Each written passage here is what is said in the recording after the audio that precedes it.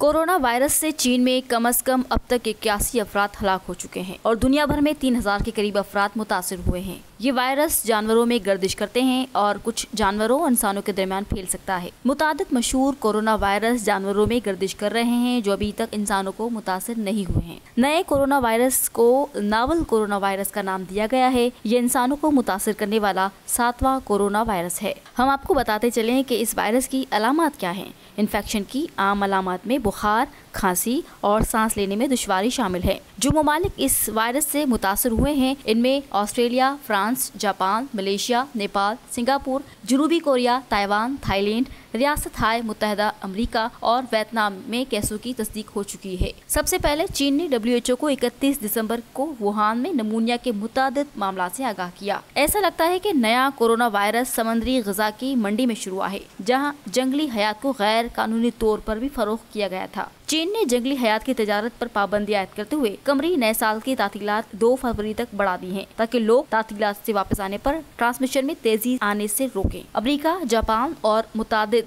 यूरोपीय ममालिक अपने शहरियों को वुहान और वसी तर सूबा होबी से कुछ मामलात में निकालने के लिए कोशा है। WHO ने एतराफ़ किया है कि ये वायरस चीन में एक हंगामी सूरत हाल है, लेकिन उन्होंने 23 जनवरी को कहा है कि इसे बैनुल-अक़वामी सतह पर तशवीश की बिना पर पब्लिक हेल्थ इमरजेंसी करार देने में बहुत जल्दी हो गई है। लोगों को मकामी हिफाजती इक़दाम पर अमल करने की ताकीद की जा रही है। WHO ने हाथ की बुनियादी हिफ़्ज़ान सेहत की सिफारिश की है, जैसे साबुन और पानी से हाथ धोने और छींकने या खांसी होने पर अपने जख्म को अपने कहने से ढांपना यकीनी बनाना। जानवरों से गैर जरूरी गैर महफूज राब्ते से परहेज करें। राब्ते के बाद अच्छी तरह से हाथ धोने को यकीनी बनाएं कि खाया हुआ गोश्त पका हुआ है। कोरोना वायरस की एक किस्म है जो आम तौर पर इंसानों के सांस के रास्ते को मुतासिर करते हैं। वो आम सर्दी, नमूनिया और शदीद सांस लेने में सिंड्रोम के साथ वाबस्ता हैं और यांतों को भी मुतासिर कर सकते हैं। परिंदों में एक मुतादी ब्रोंकाइटिस वायरस से पहली बार एक कोरोना वायरस को अलग थलग किया गया था, जो पोल्ट्री के जखीरे को संजीदगी से तबाह करने की सलाहियत रखते हैं। ये वायरस आम सर्दी में 15 से 30% के दरमियान जिम्मेदार हैं। पिछले 70 सालों में साइंसदानों ने पाया है कि कोरोना वायरस